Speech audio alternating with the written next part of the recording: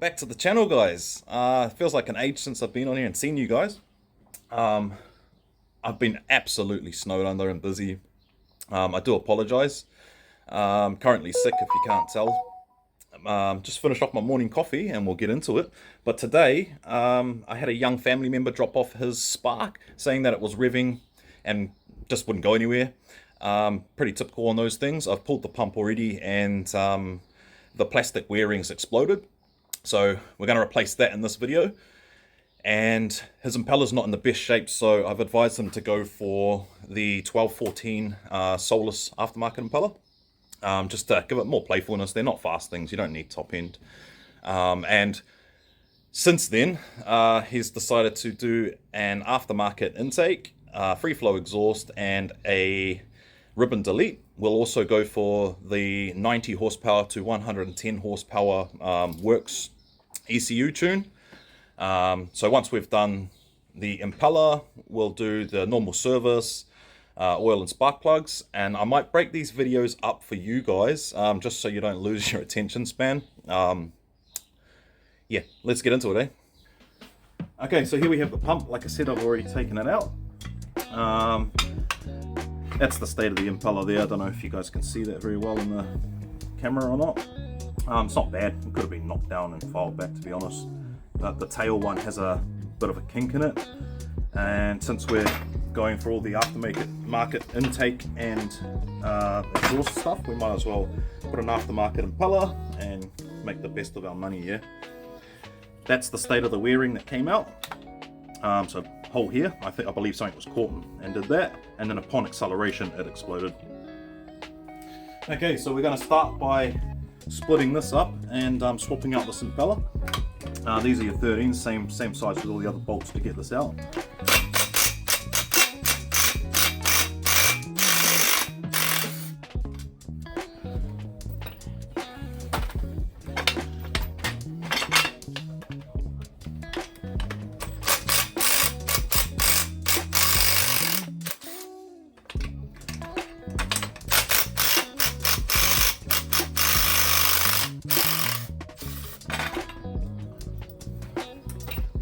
Don't actually advise using impact drivers to break bolts by any means. Should always do it by hand. I'm going to do this on here simply because my workbench over there is absolutely packed full of crap.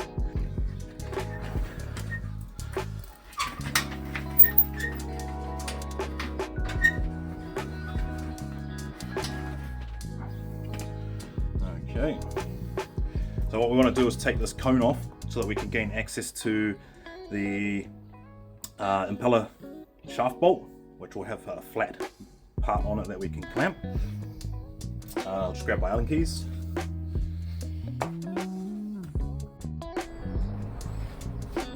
Okay, got our 5mm Allen key.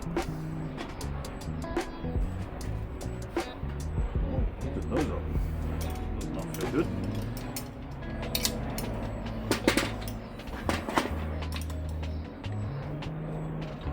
Alright. A little bit tight for my liking.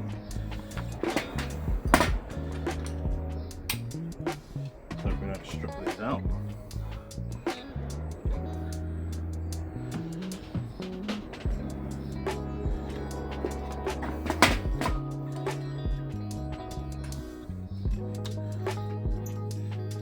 Wow, that took longer than expected. Those were extremely tight. Yeah, just full of corrosion, look. No grease or Loctite, block that. Oh, block that up.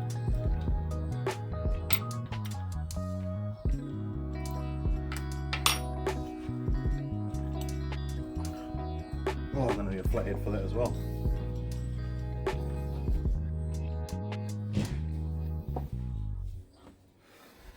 There's a little slot.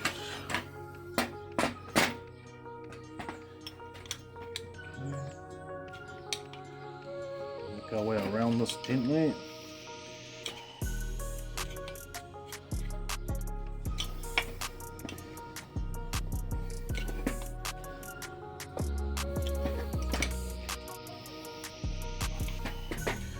Obviously we don't want to damage the O-ring area. If that tight, I'd say we'd be replacing it.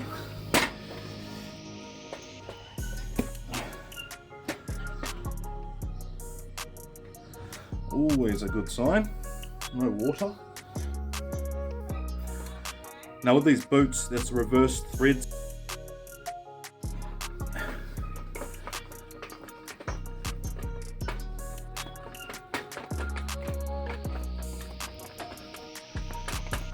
They're not normally that easy to get off. Usually take a bit of grip.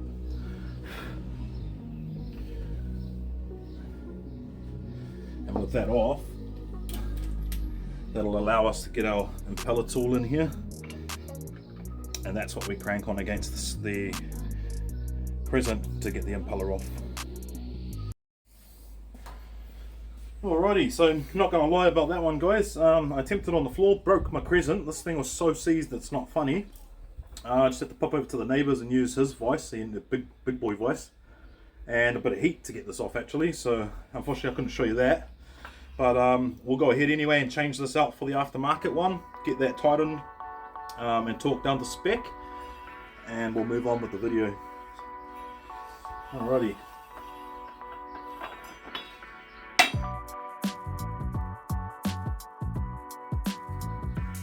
Plenty of anti-seize on here, yet it didn't want to come off.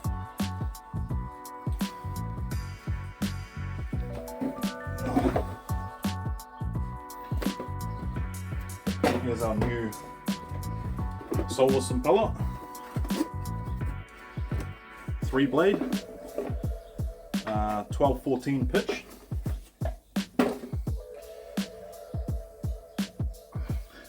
Make sure there's plenty of anti-seize on there.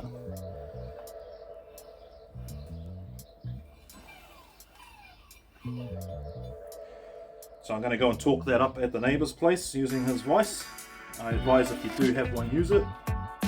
And I'll be right back. Okay, so new impeller is on.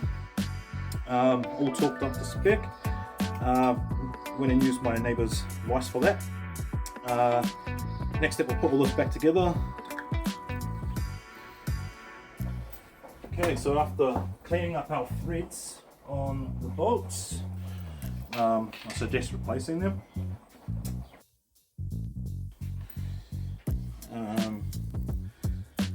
We can put our cone back on.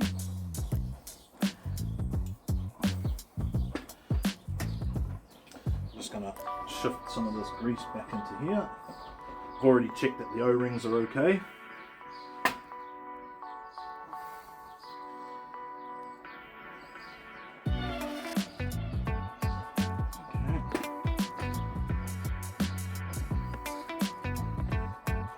If at any time you ever see water in here, your pump needs rebuilding.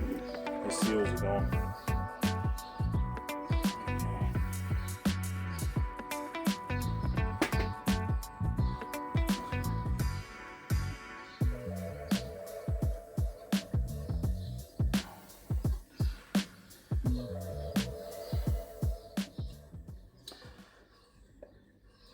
So I'll line that up with our threaded holes.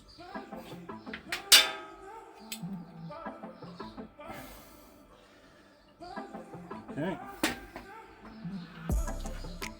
Washers on the screws.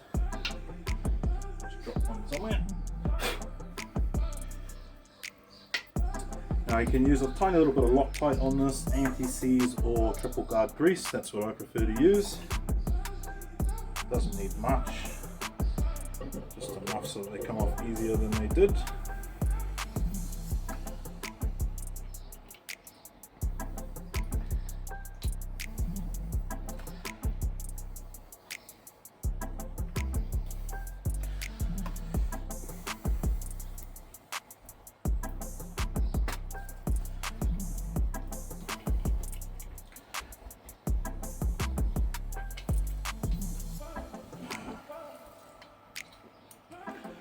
There are torque specs for these, but I just nip them up. Work them all down evenly. Don't crank on just one.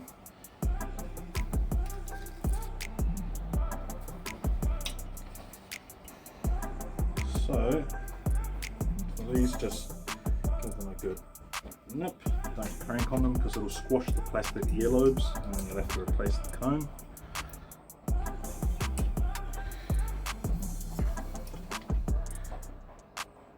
Okay.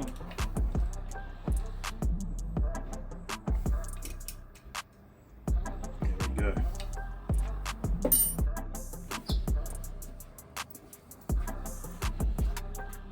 Alrighty. So for our nozzle, should only go on one way.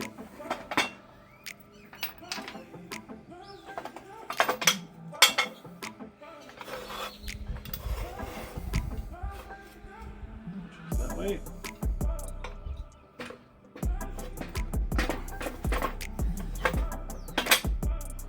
Just going to grease these up.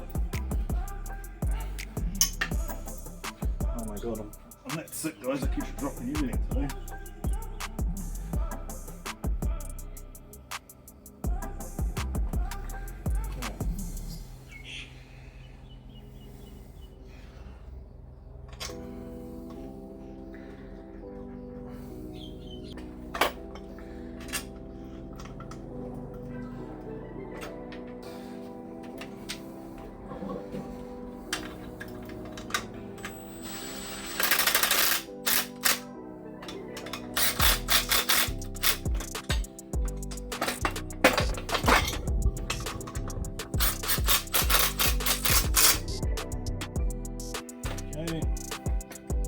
Just going to nip that up.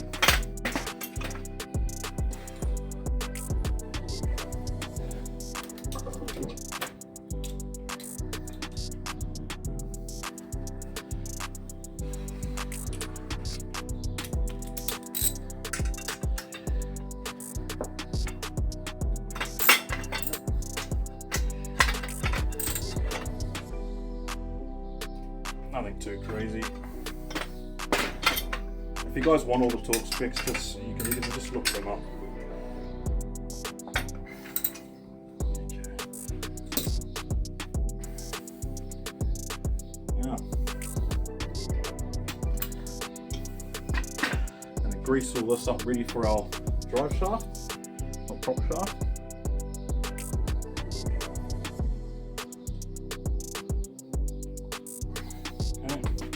But a generous amount. Anything that's too much will lose back up the color comb anyway.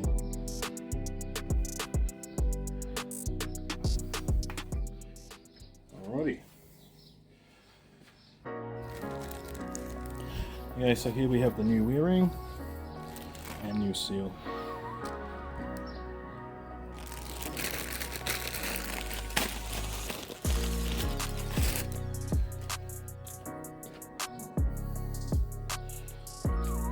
Seal just goes on here like so. Just work it around.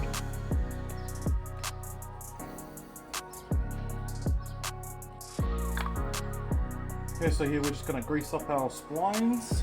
Got plenty of grease. We've already greased up the spline on the impeller.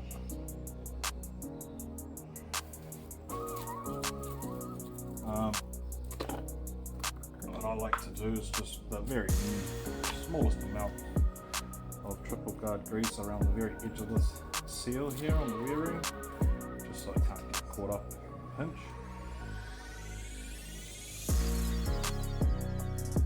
Okay.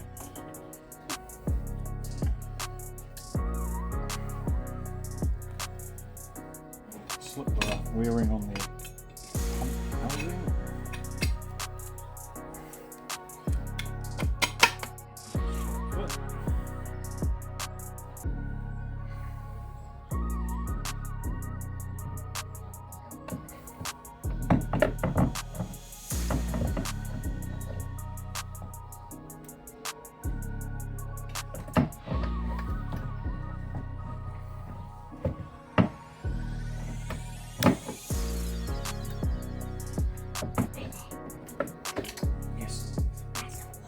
If you're whispering, they can still hear you. I know. There's a massive wasp. Easy. I've got my neighbour's kid on the camera today. Hello.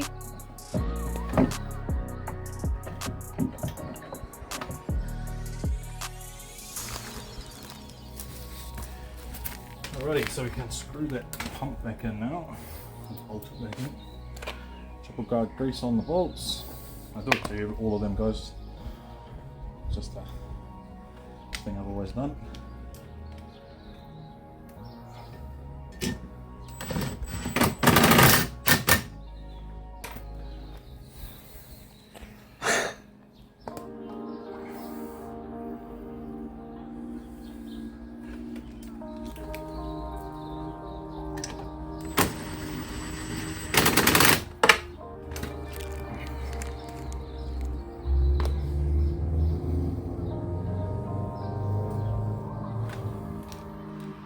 This one here is the hardest one to get to. Not so much with all the IBR bucket system and that on.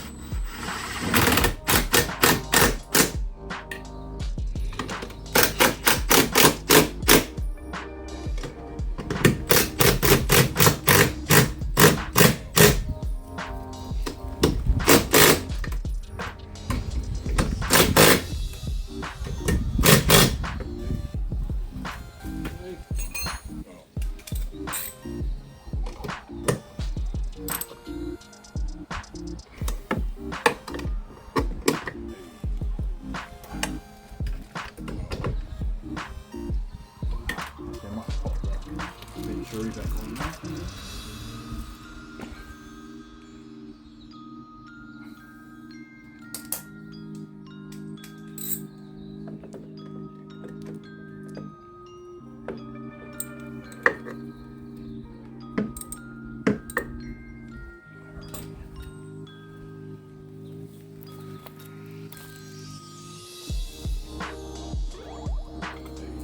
Okay, next up we're going to put the steering nozzle on.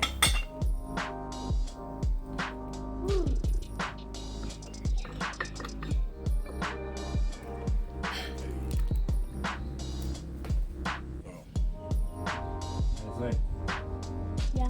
Come on this side, mate, so I'll let it come up. As I can probably hear you. My neighbour's kid Xavier always comes and helps out whenever I'm working on these skis.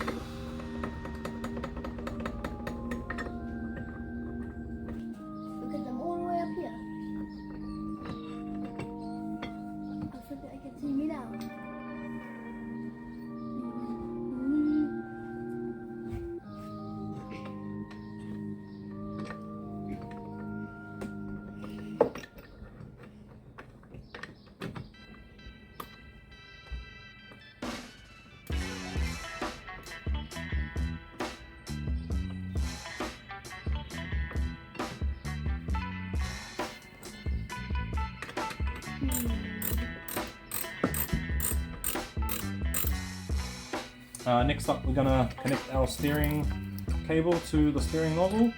So Zay, if you want to hop up on the jet ski, mate. Yeah. And I'll get you to turn the steering wheel or handlebars.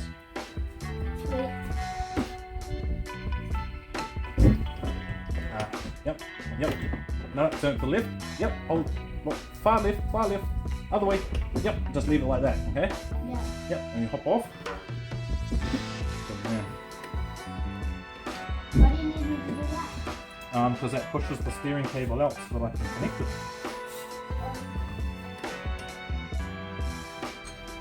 Okay, that just needs to be nipped, guys, nothing major. Okay, so next up is this IBR bucket. We're just going to lube up all these rollers and bushings and everything else to make everything as smooth as possible.